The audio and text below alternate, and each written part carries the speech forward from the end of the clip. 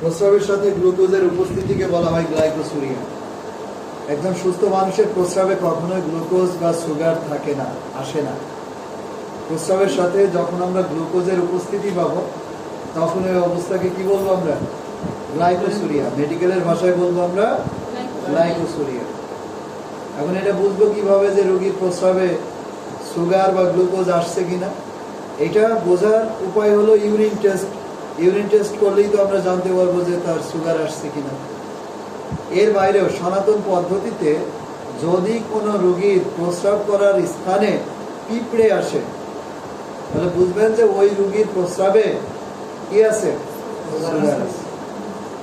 এবার মনে করেন সাধারণত বাসাতে কি হয়, একটা ওয়াশরুম সবাই মিলে ইউজ করে। এখন যদি দেখেন যে ওই ওয়াশরুমে আপনার পিঁপড়ের আনাগোনা বেশি, পিঁপড়ে, তাহলে বুঝবেন যে এই ফ্যামিলির মধ্যে কারো না কারোর প্রস্রাবে কি যাচ্ছে? সুগার যাচ্ছে, গ্লাইকোসুরিয়া আছে। বোঝা গেছে?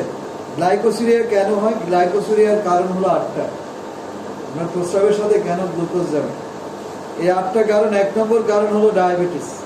ডায়াবেটিস রোগীর প্রস্রাবের সাথে গ্লুকোজ বের হয়। আর কি হয়? প্রেগন্যান্সি বা গর্ভধারণ। প্রেগন্যান্সি, গর্ভবতী মহিলাদের প্রস্রাবের সাথে আমরা সুগার পাবো। কোন মহিলাদের? প্রেগন্যান্সি, গর্ভবতী মহিলাদের। বাচ্চা পেটে যতদিন থাকবে ততদিন তার প্রস্রাবের সাথে কি যাবে? সুগার বের হবে। আর কি বলছে? মানসিক চাপ। অত্যাধিক মানসিক চাপ বা ডিপ্রেশনে থাকলে প্রস্রাবের সাথে সুগার যায়। হাইপার পিটুইটারিজম এবং হাইপার অ্যাড্রিনালিজম, এই দুইটাই হরমোন রোগ। হরমোন ডিজিজের কারণে প্রস্রাবের সাথে আপনার সুগার যায়। ইন্ট্রাক্রেনিয়াল প্রেশার বৃদ্ধি পাওয়া, ব্রেনে চাপ দিলে, প্রেশার দিলে। তো ব্রেনে চাপ পড়ে কখন? সাডেন কোনো কাজ করলে, অথবা দুশ্চিন্তা করলে, অথবা আঘাতের কারণে ব্রেনে প্রেশার পড়ে, চাপ তৈরি হয়। এবং এই ব্রেনের চাপের কারণে বা প্রেশারের কারণেও প্রস্রাবের সাথে সুগার আসতে পারে। ক্রনিক লিভার ডিজিজ, দীর্ঘমেয়াদী লিভার, ক্রনিক লিভার ফেইলিওর মানে অকেজো হয়ে যাওয়া, অচল হয়ে যাওয়া। যদি কোনো রোগীর লিভারটা অকেজো হয়ে যায়, যে লিভারটা আপনার কাজ করে না, এবার যে লিভারের কার্যক্ষমতা যদি কমে যায়, নষ্ট হয়ে যায়, তো সেক্ষেত্রেও কিন্তু প্রস্রাবের সাথে সুগার আসে। এবং সবশেষে আছে জেনারেল অ্যানেস্থেসিয়া। অজ্ঞান করার পর রোগী যখন জ্ঞান ফেরে তখন ওই রোগীর প্রস্রাবের সাথে সুগার আসে, এবং এটা সাময়িক, 1-2 দিনের মতো সুগার আসে এবং আস্তে আস্তে এটা ঠিক হয়ে যায়। তো আমরা জানলাম গ্লাইকোসুরিয়া কি এবং গ্লাইকোসুরিয়ার কারণগুলো। এরপরে আসি ইউরিনারি ট্র্যাক্ট ইনফেকশন, যেটাকে আমরা সহজে বলি বা সাধারণভাবে বলি প্রস্রাবের ইনফেকশন। সাধারণত এটা ঠিক না, এটা হবে মূত্রতন্ত্রের ইনফেকশন। বাট রুগীকে বোঝানোর জন্য আমরা বলি যে আপনার প্রস্রাবে ইনফেকশন আছে। নর্মালি প্রত্যেকটা মানুষের প্রস্রাবেই ইনফেকশন থাকে, মানে জীবাণু থাকে। কোনো মানুষের প্রস্রাব কি জীবাণু মুক্ত আছে? প্রত্যেকটা মানুষের প্রস্রাবে জীবাণু আছে। আর জীবাণু বলেই তো এটা আমরা মানে বাইরে রাখি বা এটা খুব বেশি আমরা ইউজ করি না, এটা পরিচ্ছন্ন রাখি। কারণ প্রস্রাবের মধ্যে কি থাকে? জীবাণু থাকে, ইনফেকশন থাকে। এই জন্য প্রস্রাব থেকে পাক সাফ থাকতে হয়, পবিত্র থাকতে হয়। এটা জীবাণু আছে। আপনার সাপোজ প্রস্রাব কাপড়ে লেগে গেছে, ওই কাপড় দিয়ে আপনি মুখ মোছা দিলেন, আপনার জীবাণু কিন্তু সহজে বডির ভিতরে কি হলো? চলে গেল। আপনার প্রস্রাব কাপড়ে লেগে গেছে, ওই কাপড়ে আপনার হয়তো স্মেল নিলেন, গন্ধ নিলেন, এই যে ঘ্রাণের সাথে জীবাণুগুলো আপনার শরীরের ভিতরে চলে গেল।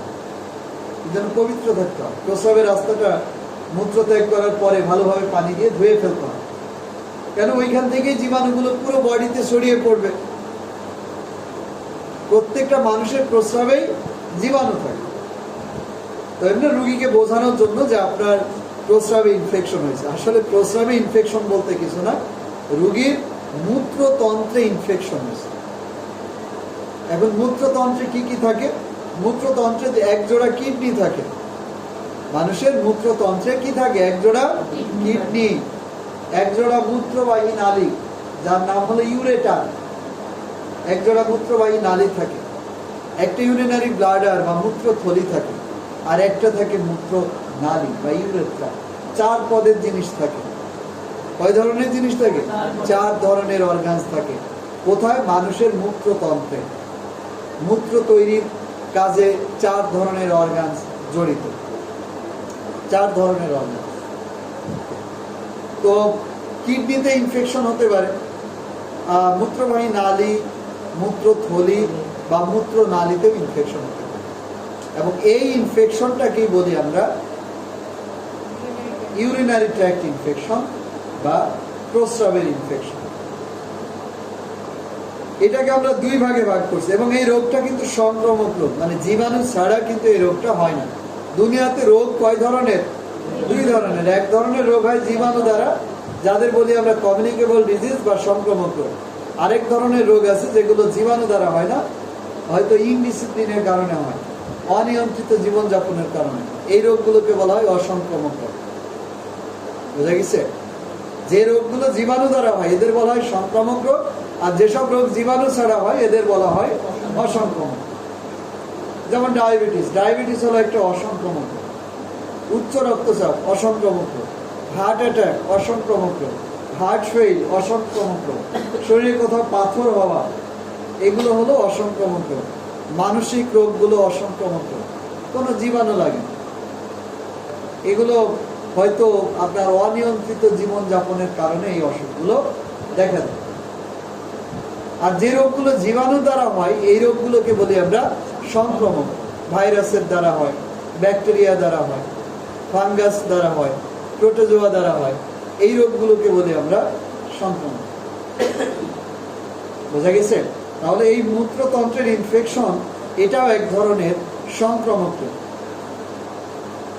তো এইটাকে আমরা 2 ভাগে ভাগ করছি, একটা হলো লোয়ার ইউটিআই আর একটা হলো আপার ইউটিআই। একটা হলো আপনার নিম্ন মূত্রতন্ত্রের ইনফেকশন, আর একটা হলো ঊর্ধ্ব মূত্রতন্ত্রের ইনফেকশন। লোয়ার ইউটিআইটা কি? যদি রোগীর মূত্রনালী এবং মূত্রথলিতে ইনফেকশনটা হয়, যার কোথাও ছড়ায়নি, মূত্রনালী এবং মূত্রথলির মধ্যে ইনফেকশন হয়েছে, তখন এটাকে বলি আমরা লোয়ার ইউটিআই। আর যদি ইনফেকশনটা কিডনি এবং ইউরেটারের মধ্যে হয়, মূত্রবাহী নালীর মধ্যে হয়, তখন এটাকে বলি আমরা আপার ইউটিআই। এখন যদি রোগীর এই 4টা জায়গাতে ইনফেকশন হয় একসাথে, তখন এটাকে বলি আমরা ইউটিআই, মানে মূত্রতন্ত্রের ইনফেকশন। মূত্রবাহী নালী, এটা সেই পড়ে আসছে অ্যানাটমিতে, আবার যদি জিজ্ঞেস করেন। তারপরে বলছে কি কারণ, কি কি কারণে প্রস্রাবে ইনফেকশন হয়? কারণ ব্যাকটেরিয়া। প্রথম কারণ কি? ব্যাকটেরিয়া। ব্যাকটেরিয়ার কারণে প্রস্রাবে ইনফেকশন হয়। এখন এই ব্যাকটেরিয়া থাকে কোথায়? এই ব্যাকটেরিয়া পানিতে থাকে, এই ব্যাকটেরিয়া আপনার ডাস্ট বা ধুলাবালির মধ্যে থাকে, এই ব্যাকটেরিয়াগুলো। তো এই ব্যাকটেরিয়াগুলোর মধ্যে কি কি আছে? ইস্কেরেসিয়া কোলাই, স্টাফাইলোকোকাস স্যাপ্রোফাইটিকাস, প্রোটিয়াস মিরাবিলিস, ক্লিপসিলা প্রজাতি, প্রোটিয়াস ভালগারিস, স্টিরোমোনাস প্রজাতি। এই 6 ধরনের ব্যাকটেরিয়া, এই 6 ধরনের ব্যাকটেরিয়া দ্বারা মূলত প্রস্রাবের ইনফেকশন হওয়ার সম্ভাবনা বেশি। এই ব্যাকটেরিয়াগুলো থাকে পানির মধ্যে। এখন ওই পানি যদি কেউ অতিরিক্ত ইউজ করে তাহলে তার ইনফেকশনটা হবে। ওই পানি যদি কেউ পান করে তাহলে প্রস্রাবে ইনফেকশনটা হবে। বোঝা গেছে? এর বাইরেও এই জীবাণুগুলো কিন্তু সবসময় আমাদের বডির ভিতরে ঢুকছে। মনে রাখবেন, আপনার শরীরে জীবাণু ঢুকলেই কিন্তু রোগ হবে না। রোগ হওয়ার জন্য অনেক নিয়ামক দরকার হয়। যে আপনাকে যদি জীবাণুর মধ্যে ফেলে দেওয়া হয় তাও রোগ হবে না। রোগ হওয়ার জন্য কিছু কারণ থাকে। প্রথম কারণ হলো যদি আপনার রোগ প্রতিরোধ ক্ষমতা কম থাকে তাহলে অসুখ হবে।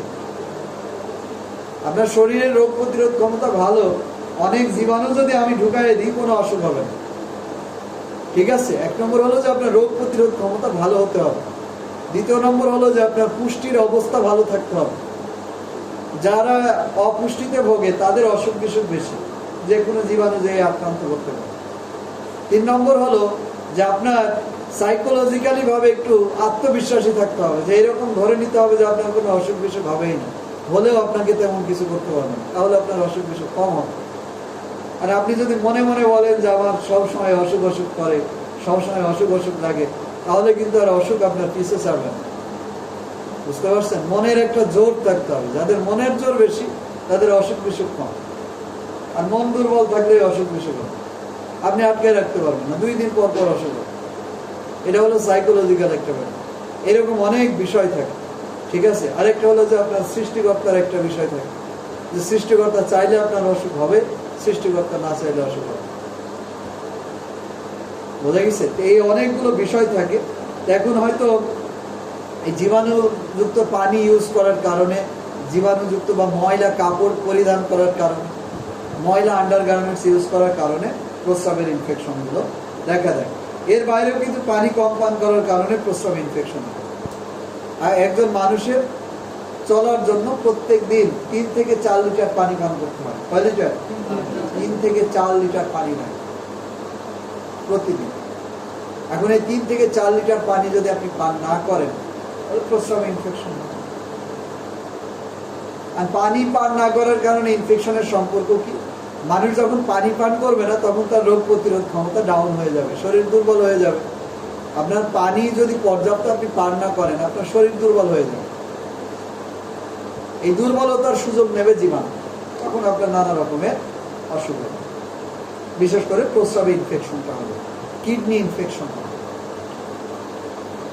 এর বাইরে অন্য কারণগুলো কি আছে? ব্যাকটেরিয়া ছাড়া আর কি কারণে প্রস্রাবে ইনফেকশন হতে পারে? যেমন পুরুষদের চেয়ে মহিলাদের এই রোগ বেশি হয়। পুরুষের প্রস্রাবের ইনফেকশন কম, মহিলাদের প্রস্রাবের ইনফেকশন বেশি। কারণ হলো পুরুষের মূত্রনালীর দৈর্ঘ্য 20 সেন্টিমিটার, আর মহিলাদের মূত্রনালীর দৈর্ঘ্য 4 সেন্টিমিটার। এই একটাই কারণ, মানে পুরুষের মূত্রনালী বেশ লম্বা, যার কারণে বাইরে থেকে জীবাণু ভিতরে ঢুকে যেতে পারে না। আর মহিলাদের মূত্রনালীর দৈর্ঘ্য কম, মাত্র 4 সেন্টিমিটার। ফলে যে কোনো জীবাণু বাইরে থেকেই ভিতরে চলে যেতে পারে। বাইরে থেকে আমাদের যে জায়গাগুলোতে ছিদ্র আছে সেই দিক দিয়ে জীবাণু বেশি ঢোকে, যেমন নাক দিয়ে জীবাণু ঢোকে, মুখ দিয়ে জীবাণু ঢোকে, পায়খানার রাস্তা দিয়ে জীবাণু ঢোকে, প্রস্রাবের রাস্তা দিয়ে জীবাণু ঢোকে। একটা মানুষ আপনার করে, বাথরুম করার পরে যদি আপনার পানি ইউজ না করে, তার অসুখ বিসুখ বেশি হবে। বোঝা গেছে? আর পানি ইউজ না করে যদি সে টিস্যু ইউজ করে বা অন্য কিছু ইউজ করে, সেটা আলাদা বিষয়। আমেরিকান, ইউরোপিয়ান, কোরিয়ার মানুষ কিন্তু কোনো পানি ইউজ করে না টয়লেটে। ওদের টয়লেটে কোনো পানি নাই। আমাদের টয়লেটে যেমন পানি আছে, আমেরিকার টয়লেটে কোনো পানি নাই, মানে হ্যান্ড ফ্লাশ নাই। আপনি যে পানি দিয়ে হাত ধোবেন সে ব্যবস্থাও নাই। পানি ব্যবহার করা তো দূরে থাকে। কি আছে? টিস্যু আছে, টিস্যু আছে। ওরা পানি ব্যবহার করাটাকে নোংরা মনে করে, টিস্যু ব্যবহার করাটাকে স্মার্ট মনে করে। ঠিক আছে? আমেরিকায় যারা আপনার একটু ধার্মিক, তাদের বেশ কষ্ট হয় ওই ওয়াশরুমে বোতলে করে পানি নিয়ে যাবে। এই কোরিয়াতে এই সেম সিস্টেম, আপনি টয়লেটে কোনো পানি পাবেন না। পানি পাবেন টয়লেটের বাইরে, পানি পাবেন ভিতরে, পানি পাবেন। ওই ময়লা যা হয়েছে ওইটা জাস্ট চাপ দেবে, ময়লা নিয়ে চলে যাবে। এই কমোডের মতো, কমোডের পাশে যে হ্যান্ড ফ্লাশ থাকে, ঠিক আছে, এই জিনিসটা নাই। এছাড়া এক্সট্রা কোনো পানির ব্যবস্থাও নেই, কোনো ট্যাপ নাই, কিচ্ছু নেই। তো তারা ইউজ করে ওই ভেজা টিস্যু থাকে, এই টিস্যু দিয়ে তারা কাজ করে।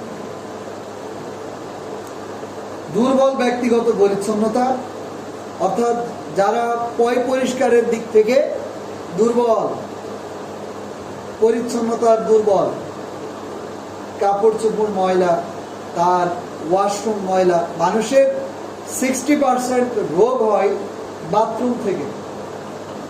কিসে থেকে? 60% অসুখ হয় টয়লেট থেকে।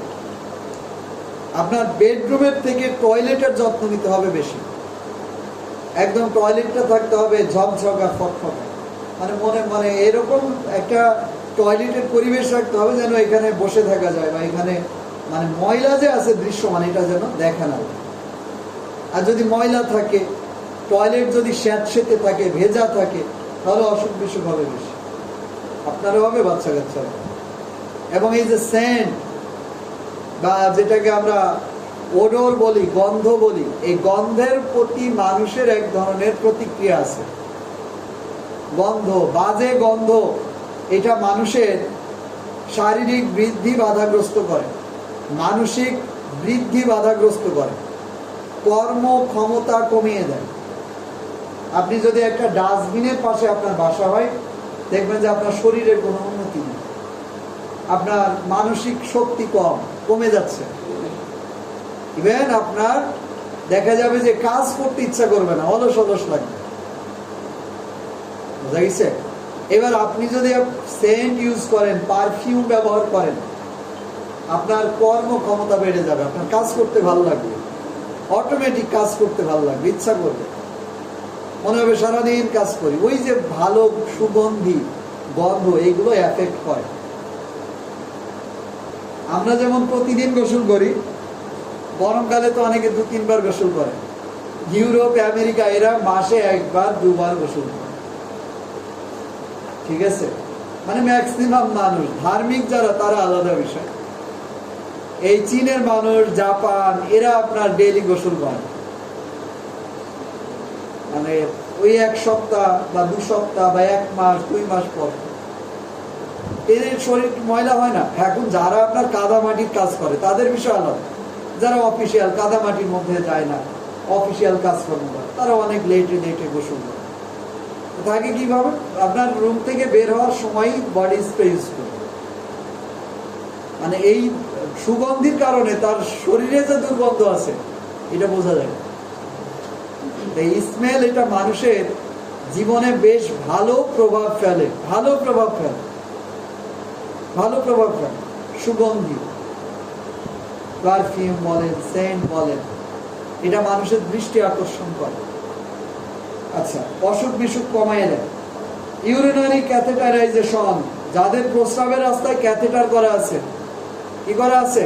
ক্যাথেটার, মানে ওই যে নল দেওয়া আছে, এই নলটা আপনার 3-4 মাস পর্যন্ত রাখা যায়, কিন্তু নিয়ম হলো 1 মাস পর পর চেঞ্জ করে দেওয়া।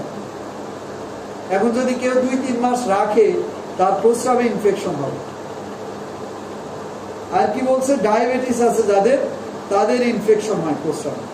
কেন ইনফেকশন হয়? যে ঘন ঘন বাথরুমে যায়। আপনি বাথরুমে যত কম সময় থাকবেন তত আপনার ভালো। আপনি যদি বাথরুমে 1 ঘন্টা 2 ঘন্টা কাটাই দেন, তাহলে এটা ঝামেলা, অসুখ হবে, রোগ সৃষ্টি করবে। এখানে বেশি টাইম দেওয়া যাবে না, সময় দেওয়া যাবে না। ডায়াবেটিস রোগীর তো ডেইলি 8-10 বার, 15 বার, 20 বার আপনার বাথরুমে যাওয়া লাগে, ঘন ঘন প্রস্রাব হয়, এই জন্য তাদের প্রস্রাবের ইনফেকশনটা বেশি। তাহলে প্রস্রাবে ইনফেকশন হওয়ার কারণগুলো আমরা জানলাম। মূলত ব্যাকটেরিয়া সহ প্রায় 5 ধরনের কারণে একজন ব্যক্তির প্রস্রাবে ইনফেকশন হতে পারে। যদি কোনো রোগীর প্রস্রাবে ইনফেকশন হয়, মনে করবেন যে এই কারণগুলোর মধ্যে তার 1 বা একাধিক কারণ বিদ্যমান। এবার আসি লক্ষণ উপসর্গ। প্রস্রাবে ইনফেকশন হলে 11টা লক্ষণ দেখা যাবে। কয়টি? 11টি। 1 নম্বর হলো বারবার প্রস্রাবের বেগ কম, মানে একটু ঘন ঘন আপনার প্রস্রাবের চাপ হবে। আর কি হবে? বারবার তবে পরিমাণে কম প্রস্রাব হবে, প্রস্রাবের পরিমাণটা হবে কম। প্রস্রাবের সময় জ্বালা পোড়া অনুভব হবে। ডিসইউরিয়া, প্রস্রাবের সময় ব্যথা তৈরি হবে। অসাড়ে মূত্রত্যাগটা যে আপনার প্রস্রাবের চাপ হওয়ার সাথে সাথে 2-1 ফোঁটা প্রস্রাব বের হয়ে যাবে।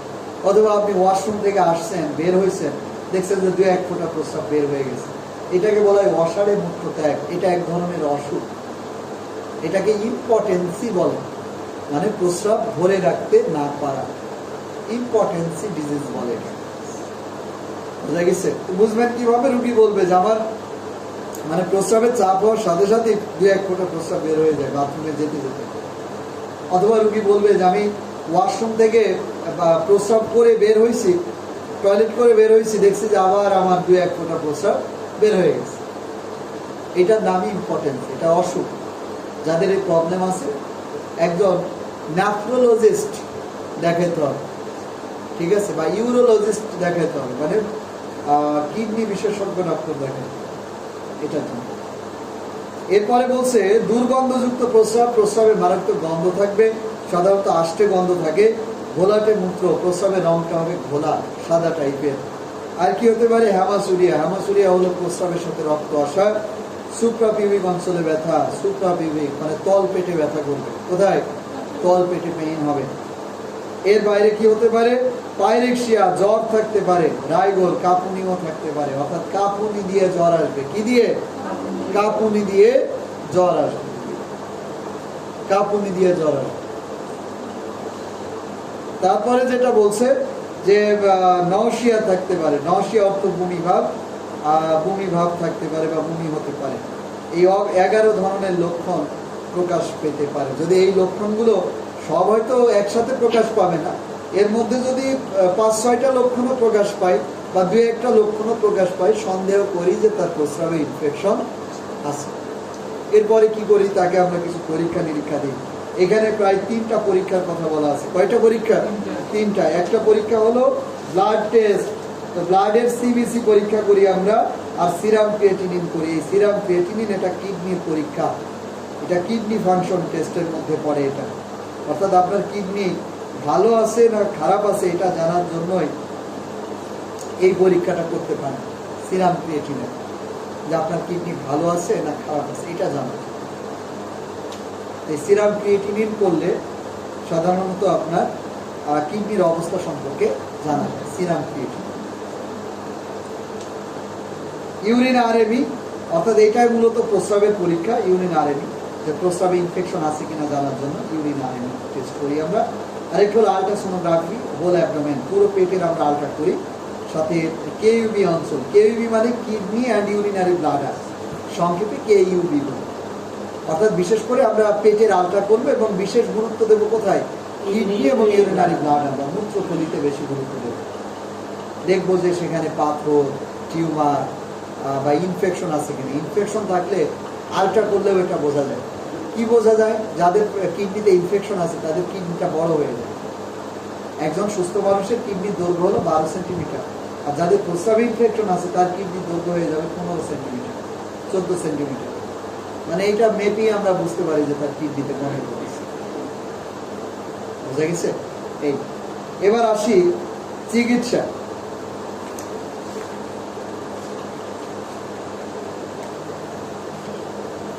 চিকিৎসা যেমন লক্ষণের উল্লেখযোগ্য উপশম না হওয়া পর্যন্ত বিশ্রাম, বেড রেস্টে থাকতে হবে। প্রচুর পানি পান করতে হবে। কি করতে হবে? পানি পান করতে হবে। 3 থেকে 4 লিটার পার ডে, 24 ঘন্টায় 3 থেকে 4 লিটার পানি পান করতে হবে। ব্যক্তিগত পরিচ্ছন্নতা মেনে চলতে হবে। ব্যক্তিগত পরিচ্ছন্নতা মেনে চলতে হবে। যে ব্যক্তিগত পরিচ্ছন্নতা বলতে যে তার পয় পরিষ্কার যে ব্যবস্থা আছে সেগুলো ঠিক রাখতে হবে। শারীরিক সম্পর্ক থেকে বিরত থাকতে হবে। অর্থাৎ পুরুষের যদি ইনফেকশন হয় প্রস্রাবে তাহলে সে মেলামেশা করতে পারবে না, আবার মহিলার হলে মহিলা মেলামেশা করতে পারবে না। কতদিন? 1-2 সপ্তাহ, যতদিন না তার ইনফেকশন সেরে যায়। ঔষধের মধ্যে আছে, যেহেতু এটা সংক্রামক রোগ, আর সংক্রামক রোগের চিকিৎসায় ব্যবহার করা হয় অ্যান্টিবায়োটিক। অ্যান্টিবায়োটিক ইউজ করবো আমরা। অ্যান্টিবায়োটিকের মধ্যে আছে সিপ্রোফ্লক্সাসিলিন, লিভোফ্লক্সাসিলিন, অ্যাজিথ্রোমাইসিন বা সেফট্রিয়াক্সোনজার বা সেফালোস্পোরিন গ্রুপের পাওয়ারফুল অ্যান্টিবায়োটিকগুলোর মূলত আমরা এক্ষেত্রে ব্যবহার করি। যদি রোগীর কাঁপুনি দিয়ে জ্বর আসে তাহলে কোনো কথা নয়, এক সানজেই সেফট্রিয়াক্সোন ব্যবহার করি আমরা। 1 গ্রাম অথবা 2 গ্রাম করে দিনে 1 বার অথবা 2 বার, 1 সপ্তাহ বা 2 সপ্তাহের জন্য। মানে পাওয়ারফুল অ্যান্টিবায়োটিক ইউজ করতে হবে। পাওয়ারফুল।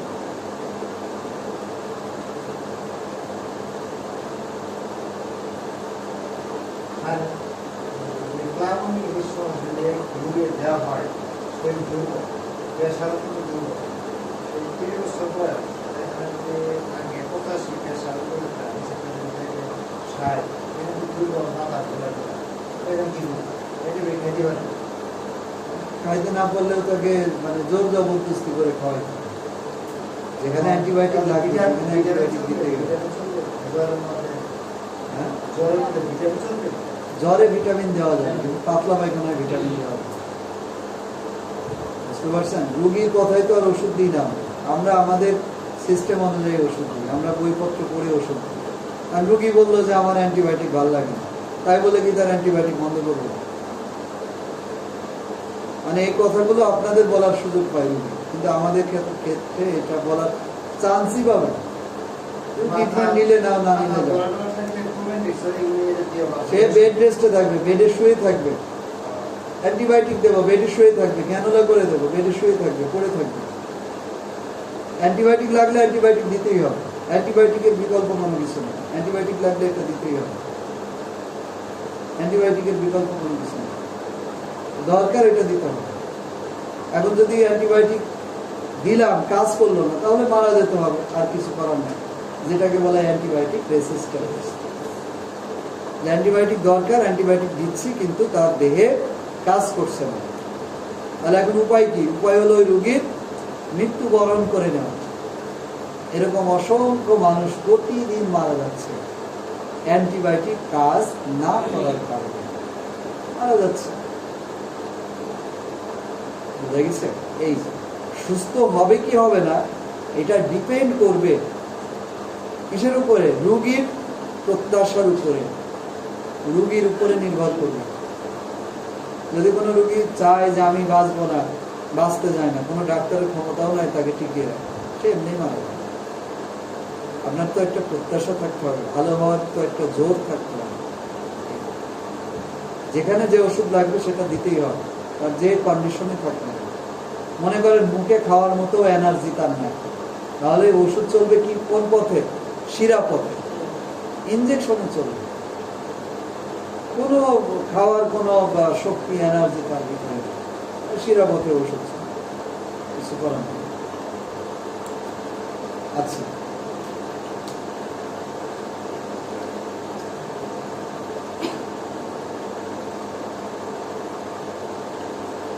এর বাইরে আর কি দিতে পারি? যেমন লক্ষণ অনুযায়ী চিকিৎসা। লক্ষণ অনুযায়ী চিকিৎসা বলতে রোগীর দেহে যে লক্ষণগুলো আমরা দেখতে পাবো, সেই লক্ষণ অনুযায়ী আমরা চিকিৎসা দেব। যে লক্ষণগুলো রোগীর মধ্যে প্রকাশ পাবে, সেই লক্ষণ অনুযায়ী আমরা চিকিৎসা দেব। যেমন মনে করেন জ্বর আসছে, তো জ্বরের জন্য কি দিই আমরা? প্যারাসিটামল। বমি হচ্ছে, বমির জন্য কি দিই? অ্যান্টি ইমেটিক্স, বমি বিরোধী ওষুধ। বুঝতে পারছেন? যদি রোগীর পেটে ব্যথা থাকে, পেটে ব্যথার ওষুধ দেবো, গ্যাস্ট্রিকের ওষুধ দেবো, এগুলো এখানে বলা আছে। অ্যান্টি স্পাজমেটিক, এটা পেটে ব্যথার জন্য দেওয়া হয়। অ্যান্টি ইমেটিক্স, এটা বমির জন্য দেওয়া হয়। এই হলো প্রস্রাবের ইনফেকশনের চিকিৎসা। এই রোগের জন্য প্রধান ওষুধ হলো অ্যান্টিবায়োটিক। যদি রোগীর কাঁপুনি দিয়ে জ্বর আসে, তাহলে এক চান্সে সেফটি একজন দিতে হবে, ইনজেকশন। আর যদি রোগীর কাঁপুনি দিয়ে জ্বর না আসে, এমনি পেটে জ্বালা পোড়া আছে, মানে প্রস্রাবের রাস্তা জলে ব্যথা করে, তাহলে অ্যাজিথ্রোমাইসিন 10 দিনের জন্য দিলেই, অথবা সেফোরোক্সিন প্লাস ফ্লাভোনালিক অ্যাসিড 1 সপ্তাহের জন্য দিলেও চলে, প্রস্রাবের ইনফেকশন দূর করার জন্য।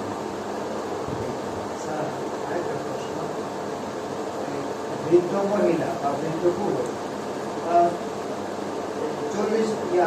80 বছর চলে বা 90 বছর চলে বা 70 বছর হাড়ে জোড়া জোড়া ব্যথা, এখন অ্যান্টিবায়োটিক অনেকদিন ধরে খেতেছে, জ্বর যায়, এটা কি আসলে দুর্বলের জ্বর নাকি? অ্যান্টিবায়োটিক খেতে যায় না, জ্বর কিন্তু অ্যান্টিবায়োটিক দেন, কিন্তু তার জ্বর ভালো হয় না। পরীক্ষা নিরীক্ষা আমি একদিন দিচ্ছি মাল্টিভিটামিন দিচ্ছি, ওই ভাইটামিন অনেক চিকিৎসা করার পরে যায় না, পরে আমি মাল্টিভিটামিন 3 দিন রগের দিচ্ছি, পরে জ্বর চলে গেছে। আসলে কি দুর্বলতা সুস্থ হয়েছে, দুর্বল অনেক দূরে আসে। আপনি জ্বরের ক্লাসটা করছিলেন? জ্বরের কারণ আছে 10টা, পড়েছিলাম না? কয়টা কারণ আছে জ্বরের? 10টা। আপনি এটা পড়েন নাই, না পড়ে জিজ্ঞেস করছেন। দেখেন ওর মধ্যে দেওয়া আছে নিউট্রিশনাল সাপ্লিমেন্টের পুষ্টিগত, ঠিক আছে? এটার জন্য দেওয়া আছে। আপনারা পড়ার সময় কারণগুলো পড়বেন, কারণ না পড়ে আপনি বলতে পারবেন। আপনাকে জিজ্ঞেস করলে আপনিও বলতে পারবেন না যে জ্বর কি কি কারণে আসে, কিন্তু এই বইয়ে লেখা আছে। 289 পৃষ্ঠা, সিস্টাইটিস। সিস্টাইটিস হলো মূত্রথলির ইনফেকশন। কিসের ইনফেকশন? মূত্রথলির ইনফেকশন। অন্য কোথাও ইনফেকশন হয় নাই, শুধুমাত্র মূত্রথলিতে ইনফেকশন। এইটাকে বলি আমরা সিস্টাইটিস। কি বলে? সিস্টাইটিস।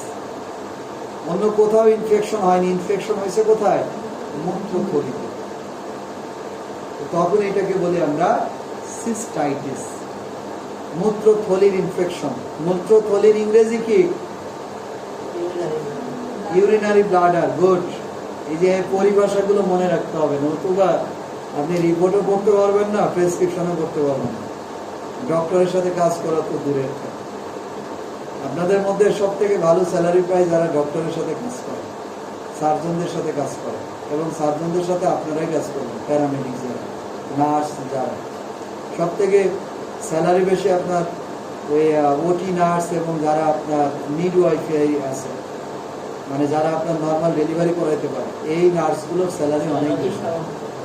ঠিক আছে, এটা বাংলাদেশে এদের স্যালারি 30-40 হাজার টাকা। আবার যেসব প্যারামেডিক্স আপনার ওটি অ্যাসিস্ট্যান্ট করতে পারে, এদের স্যালারিও অনেক, 50-60 হাজার টাকা। কিন্তু সবাই কিন্তু এটা পারে না। আপনি নিজেই এই যে গল বা মানে ইউরিনারি ব্লাডার আপনি নিজেই চেনেন না, তো আপনি কোন ডাক্তার আপনাকে নেবে? সাথে রাখবে কোন ডাক্তার? রাখবেন। বুঝা গেছে? এই জন্য একটু ভালো পড়াশোনা করতে হবে। পড়াশোনা করলে এর মূল্যায়ন পাবেন, পড়াশোনা না করলে কোনো মূল্যায়ন নেই। আচ্ছা, তাহলে মূত্রথলির ইনফেকশনকে কি বলে? মূত্রথলির ইনফেকশনকে কি বলে? সিস্টাইটিস। প্রেসক্রিপশনে লেখা থাকবে this patient is suffering from cystitis for 7 days, 14 days। এই রোগী 7 দিন ধরে সিস্টাইটিস রোগে আক্রান্ত। এবার যে ইংরেজি অনার্স করে আসছে সে যে বোঝাইতে পারবে আপনাকে যে আপনার কি অসুখ হয়েছে। কারণ সিস্টাইটিস তো আর ইংরেজি ওয়ার্ড না, এটা হলো মেডিকেল ওয়ার্ড। আপনার রোগী এসে আপনাকে বলবে যে আমার অসুখটাকে একটু বলেন, অসুখ তো তার প্রেসক্রিপশনেই লেখা আছে। আপনি দেখছেন যে এখানে সিস্টাইটিস লেখা আছে, আপনি বলেন যে আপনার সিস্টাইটিস হয়েছে। রোগী কিছু বুঝলো?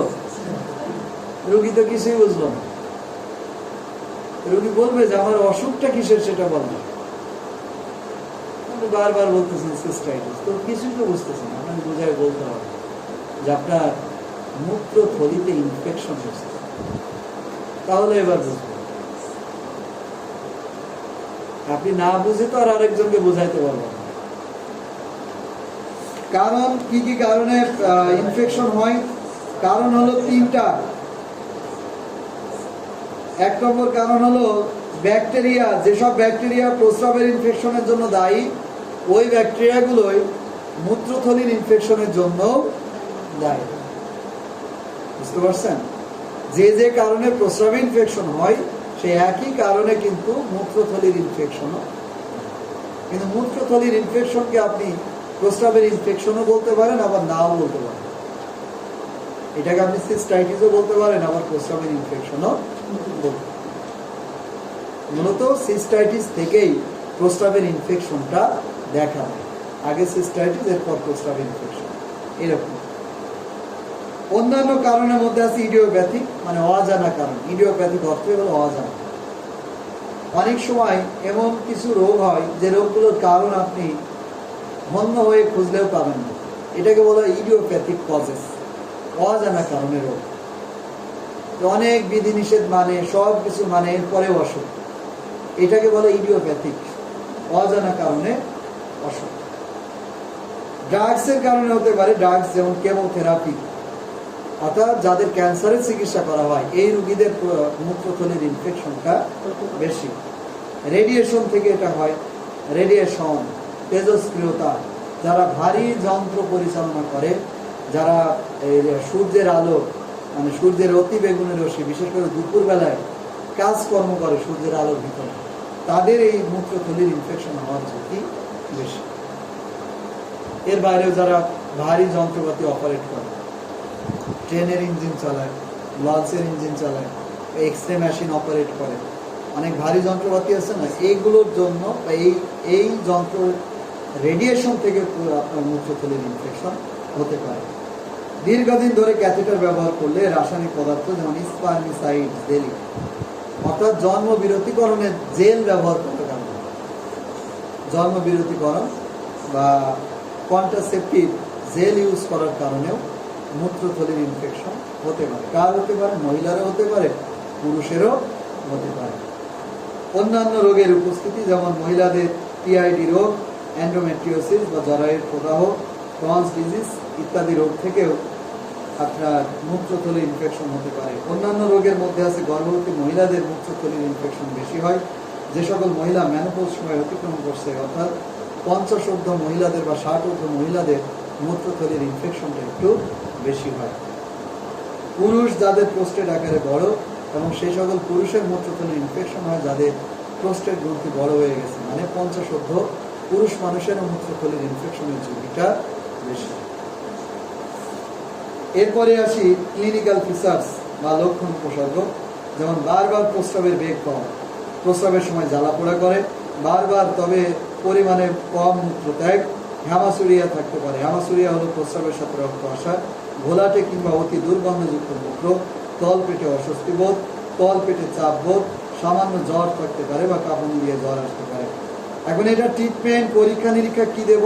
ওই সেম ট্রিটমেন্ট, মানে মূত্রের ইনফেকশন বা প্রস্রাবের ইনফেকশনে যেসব পরীক্ষা দিচ্ছি এই রোগীর ক্ষেত্রে ওই একই পরীক্ষা দেব, এই রোগীর ক্ষেত্রে ওই একই চিকিৎসা দেব, একই ট্রিটমেন্ট দেব।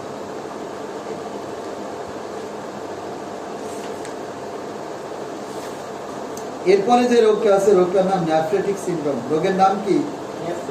নেফ্রেটিক সিনড্রোম। নেফ্রেটিক সিনড্রোম এটা কিডনির একটা জটিল রোগ। কি রোগ? জটিল। নেফ্রন হলো কিডনির সেল বা কোষের নাম। কিডনির সেল বা কোষকে বলা হয় নেফ্রন।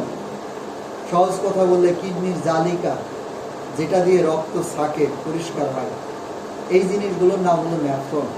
একটা কিডনির মধ্যে 12 লক্ষ নেফ্রন থাকে, দুইটা কিডনিতে প্রায় 24 লক্ষ নেফ্রন আছে। এই নেফ্রনগুলোর কাজই হলো আপনার রক্তটাকে পরিষ্কার করে প্রস্রাব উৎপন্ন করা, প্রস্রাব তৈরি করা। ইউরিন কামস ফ্রম ব্লাড, এই ইউরিনটা রক্ত থেকে আসে।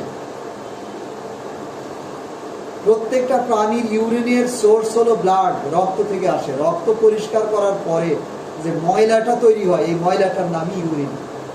এটা পানির সাথেও সম্পর্ক না, অন্য কোনো কিছুর সাথে সম্পর্ক না, এটা হলো ব্লাডের সাথে সম্পর্ক। তাহলে পানি খেলে প্রস্রাব বাড়ে, পানি কম খেলে প্রস্রাব কমে। পানি সব মানে হজমযোগ্য একটা খাবার, পানি হজম হতে 15 মিনিট সময় লাগে। কয় মিনিট? 15 মিনিট। আপনি পানি খাওয়ার 15 মিনিটের মাথায় এই পানির আপনার 60% ব্লাডে চলে যাবে। কত পার্সেন্ট? 60% ব্লাডে চলে যাবে। মনে করেন আপনি 1 লিটার পানি খেলে 600 ml আপনার রক্তে মিশে যাবে। আর বাকি পানিটা কি হবে? আমাদের শরীরে যে তাপ আছে, তাপ, এই তাপ বাকি পানিটাকে বাষ্প করে দেবে। 40% পানি বাষ্প হয়ে উড়ে যাবে। আমাদের হিট আছে না বডি থেকে, যে আপনারা পাশাপাশি বসে আছেন, দেখবেন একটা গরম তাপ অনুভব করবেন। এই রুমটায় যদি আপনার 200 জন মানুষ বা 100 জন মানুষ যদি এই রুমের মধ্যে ঢুকাই দিই, এই রুমের তাপমাত্রা 2 ডিগ্রি সেলসিয়াস বেড়ে যাবে। এই তাপটা কোথা থেকে আসছে? সূর্য থেকে? এটা শরীর থেকে আসছে। এই তাপের কারণে বাকি 40% পানি বা 50% পানি কি হয়ে যায়? ক্ষয় হয়ে যায়, বাষ্প হয়ে যায়। আর বাকি আপনার 50% to 60% পানি আমাদের রক্তে চলে যায়, ডাইজেস্ট হয়, হজম হয়, হয়ে ওই পানিটা চলে যায় ব্লাডে। তখন ব্লাডের পরিমাণটা বাড়িয়ে দেয়। ওই পানিটা আবার কি মানে ওই ব্লাডটা আবার কিডনির মাধ্যমে পরিশোধিত হয়।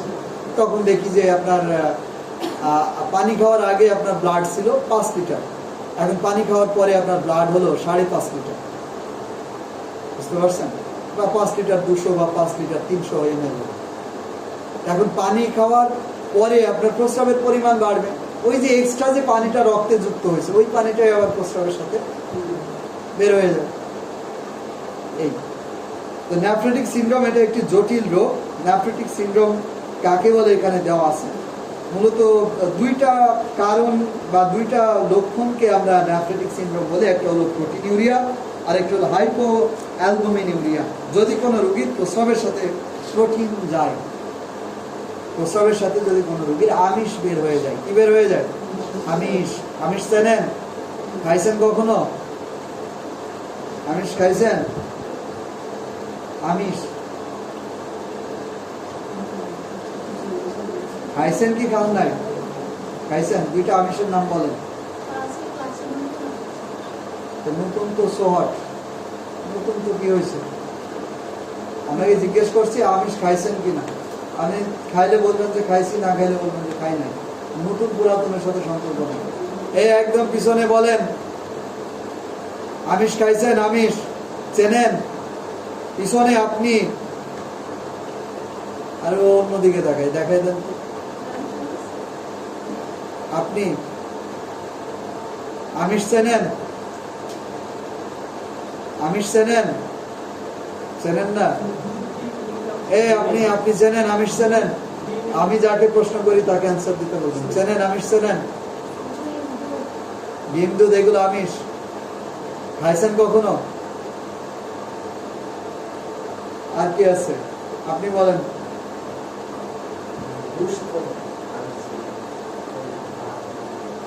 আমিষ কি? গোশত। এটা আর কি? মাছ। আর চেনেই না। চেনেন? আমিষ চেনেন? খাইছেন? আমিষ খাইছেন? হাড়ের ভিতরে থাকে, চেনেই না। বলেন, আমিষ খাওয়া হয়? খাইছেন? কি সেগুলো কি বলেন? আর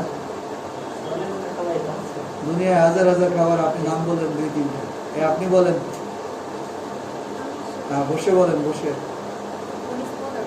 আমিষ খনিজ পদার্থ খাইছেন? বলেন, আমিষের নাম বলেন।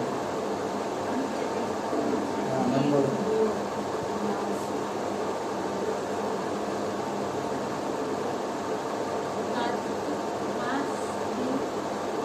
ভাতে নাই? ভাত বলছেন? আচ্ছা, মাছের ভাতে বলেন।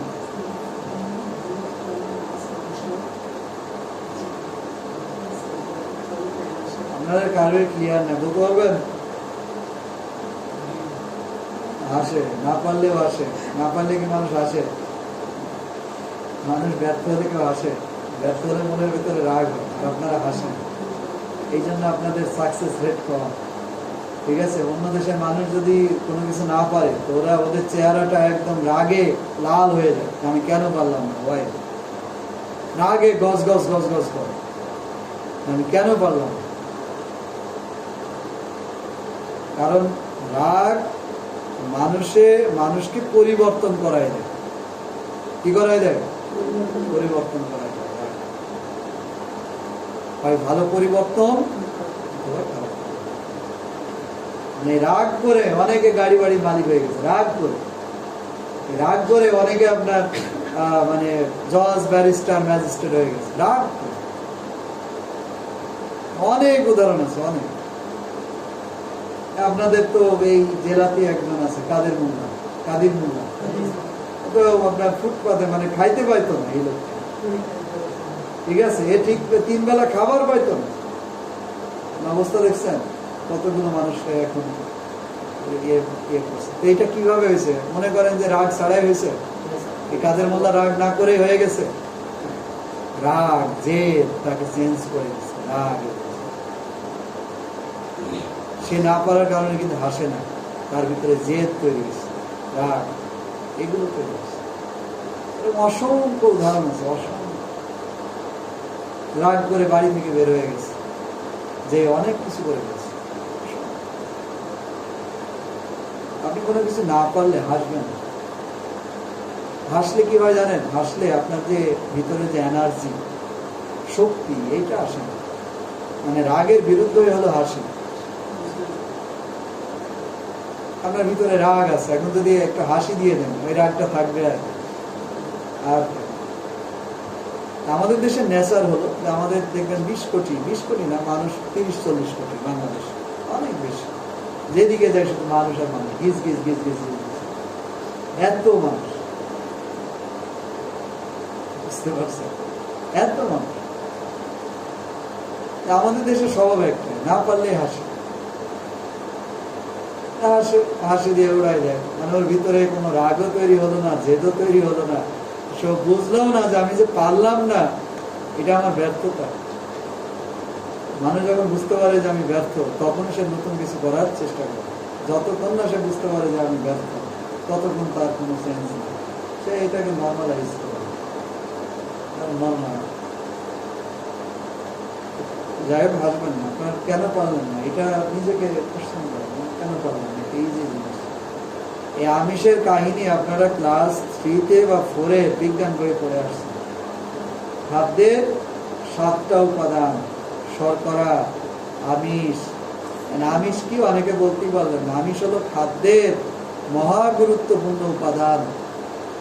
3 বেলা যে উদর পূর্তি করে খান, ঠিক আছে, এই খাবারের একটা উপাদান, একটা এলিমেন্টস হলো আমিষ।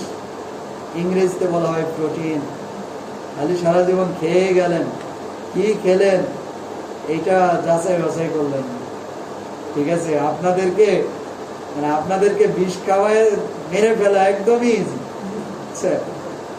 যদি একটু ভালো খাবারের মধ্যে বিষ মাখিয়ে দিয়ে দেওয়া হয়, তো জিজ্ঞেস করবেন না যে খাবারটা কি ভালো না খারাপ, কি আছে এর মধ্যে, একদম অনার্গল খেয়ে ফেলবেন। এবার প্লেনে আসতে গিয়ে আপনার ইয়ে থেকে, মিডিল ইস্ট থেকে, মধ্যপ্রাচ্য থেকে, এখন ওই বিমানবালা আপনার ক্যান নিয়ে আসছে। ক্যান বোঝেন?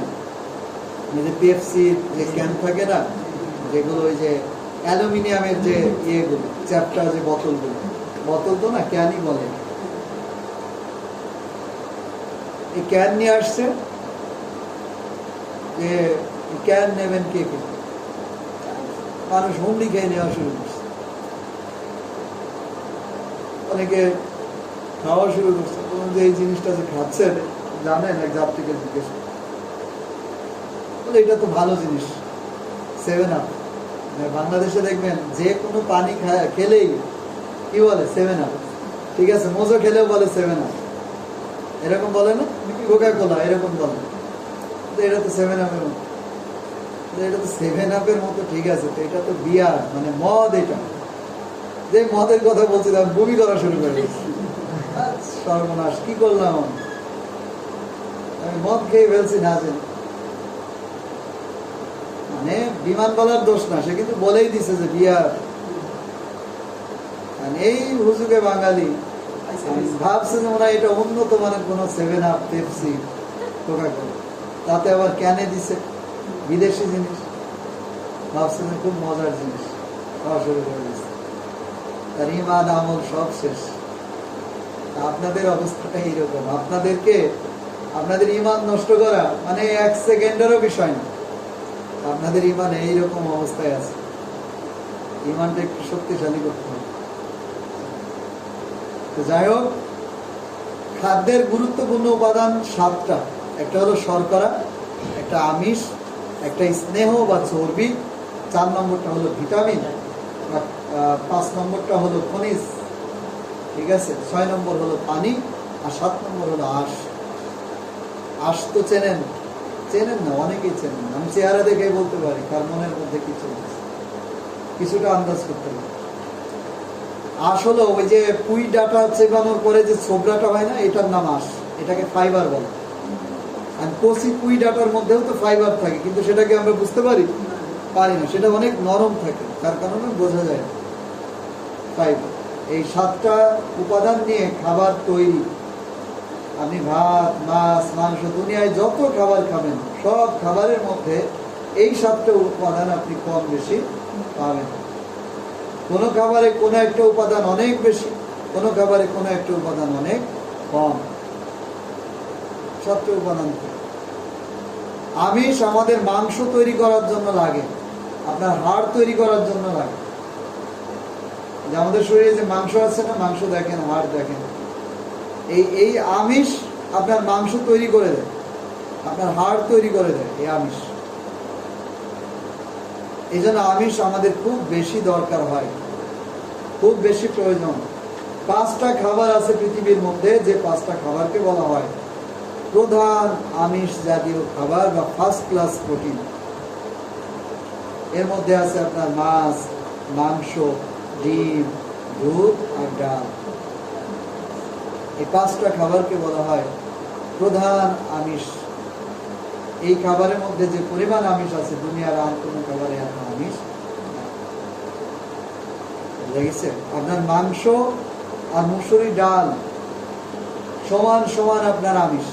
100 গ্রাম মাংসে যে পরিমাণ আমিষ পাবেন, 100 গ্রাম মুসুরির ডালে আপনি সেম আমিষ পাবেন। লেগেছে। যারা হোস্টেলে থাকে, হোস্টেলে আপনার মাছ মাংস খুব একটা জোটে না, জুটলে খুবই কম, ওতে ইয়ে হয় না। কিন্তু ওইখানে যেটা জোটে ভরপুর সেটা হলো মুসুরির ডাল। মুসুরির ডাল 3 বেলা, এবং মুসুরির ডাল খেতে কেউ আপনাকে নিষেধ করবে না। আপনি 1 গ্লাসের জায়গায় 5 গ্লাসে খেতে পারবেন। এবং এই ম্যাচের ছেলে পিলেগুলো দেখবেন যে বডি বেশ সুষ্ঠু পুষ্টি, বেশ মোটা হয়ে যাবে ডাল খেয়ে।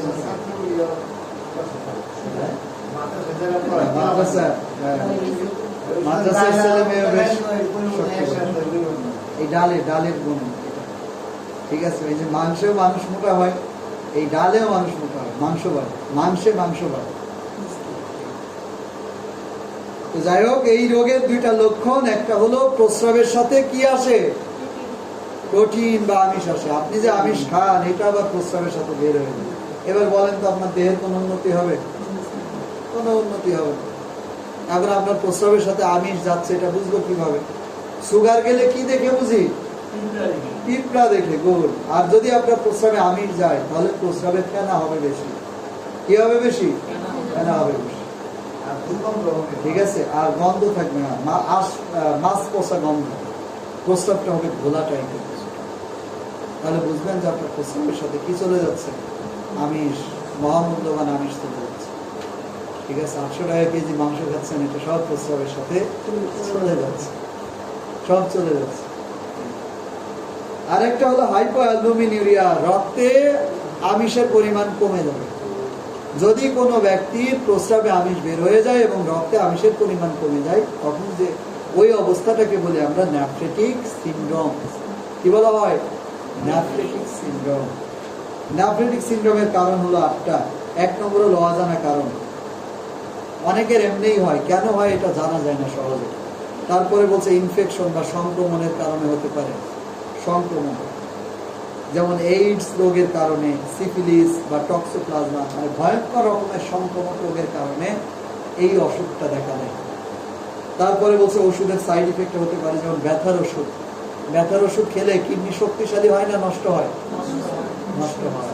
ব্যথার ওষুধ মানে ব্যথার ওষুধ ছাড়া ভালো থাকার চেষ্টা করতে হবে, ব্যথার ওষুধ যত কম খাওয়া যায়। তারপরে বলছে সর্বদৈহিক অসুস্থতা, ম্যালিগন্যান্সি বা ক্যান্সার, টক্সিন বা বিষ। যেমন আমরা ফসলে কি ব্যবহার করি? বিষ ব্যবহার করি, কীটনাশক বলে।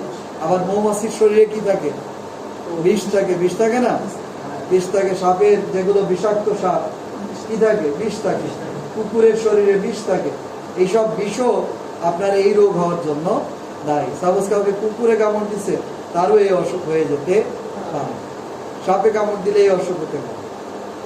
মৌমাছির কামড়ে এই অসুখ হতে পারে। Metabolic disease. এই মৌমাছির কামড়ে কিন্তু মানুষ মারা যায়। দেখছেন? সারা পৃথিবীতে সাপে কাটার থেকে, সাপে কেটে যে পরিমাণ মানুষ মারা যায়, তার থেকে বেশি মানুষ মারা যায় মৌমাছির কামড়ে। খুব ডেঞ্জারাস জিনিস। তারপরে বলছে হরমোন জনিত কারণে এই রোগটা দেখা দেবে। প্রিয়াক্লামশিয়া, যেটা গর্ভবতী মহিলাদের হয়, এই প্রিয়াক্লামশিয়া থেকে নেফ্রেটিক সিনড্রোম হতে পারে। লক্ষণ উপসর্গ লোকাল ইডিমা, যেমন মুখমণ্ডল ও পুরো দেহে পানি জমে যায়। কিছু কিছু রোগীর প্রস্রাবে বেশিক্ষণ হওয়ার কথা বলে। অবসাদ, তন্দ্রালুতা ও দুর্বলতা দেখা দেয়। ক্ষুধামন্দা, ঘন ঘন পেট ব্যথা। এবং এই রোগটা জটিল হয়ে গেলে, মানে রোগটা আরো তীব্রতর হলে, প্লুরাল ইনফেকশন বা ফুসফুসে পানি জমে, অ্যাসাইটিস, পেটে পানি জমে। পরীক্ষা নিরীক্ষা 4টা পরীক্ষা করি আমরা: রক্ত পরীক্ষা, মূত্র পরীক্ষা, আলট্রাসোনোগ্রাম এবং ইন্ট্রাভেনাস ইউরেগ্রাম।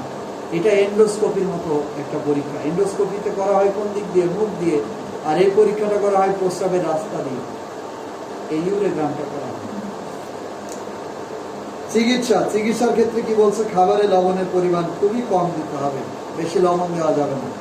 আর কি বলছে? খাবারে পর্যাপ্ত ক্যালোরি ও প্রোটিন থাকতে হবে, অন্তত প্রতিদিন 1 থেকে 2 গ্রাম দেহের প্রতি কেজি ওজনের জন্য। যেহেতু প্রোটিন বের হয়ে যাচ্ছে, তাহলে প্রোটিন জাতীয় খাবারটা বেশি বেশি দিতে হবে। 1 কেজি ওজনের বিপরীতে 1 গ্রাম থেকে 2 গ্রাম প্রোটিন খাবে। যদি তার ওজন হয় 60 কেজি, তাহলে প্রোটিন খাবে 120 গ্রাম অথবা 60 গ্রাম। দেহে প্রতিদিন যে পরিমাণ প্রস্রাব হয় তার চেয়ে 500 মিলি বেশি পানি পান করবে। ওই রোগীর 24 ঘন্টায় যতটুকু প্রস্রাব হয় এটা একটা পাত্রে ধরে রাখবে। এবার সে হয়তো 24 ঘন্টায় 1 লিটার প্রস্রাব করে, তাহলে পানি খাবে 1.5 লিটার। মানে যা প্রস্রাব হয় তার থেকে আধা লিটার বেশি পানি পান করবে। ওষুধের মধ্যে আছে হাইপো অ্যালবুমিনিউরিয়া থাকলে অ্যালবুমিন রিপ্লেসমেন্ট করতে হবে, রক্ত দিতে হবে। কিন্তু রক্তের সব জিনিস দেওয়া যাবে না। রক্তের মধ্যে যে অ্যালবুমিন আছে, আরেকজনের রক্ত নেব, নিয়ে ওই রক্ত থেকে অ্যালবুমিন আলাদা করে এই রোগীকে আমরা দেব, মানে প্রোটিন দেব। ইডিমার জন্য ডায়াবেটিক্স বা মূত্রবর্ধক ওষুধ দেবো, পানি জমে আছে এটার জন্য। প্রোপাইলেটিক ব্রড স্পেকট্রাম অ্যান্টিবায়োটিক, এবং আমরা পাওয়ারফুল অ্যান্টিবায়োটিক দেবো, যেমন প্যারেন্টেরাল সুপারলিস্টিন, যেটা শিরায় ব্যবহার করা হয়। কোথায়? শিরায়। পাওয়ারফুল অ্যান্টিবায়োটিক আমরা ইউজ করব। এই ছিল আমাদের আজকের আলোচনা। আগামী ক্লাসে রেনাল ফেলিওর নিয়ে আলোচনা করব। আপনাদের আগামীকালকে বন্ধ থাকবে, ক্লাস হবে আবার পরের সময়। আমরা ঢাকা প্রোগ্রাম আছে আমাদের। আপনাদের প্রোগ্রাম আছে? আপনাদের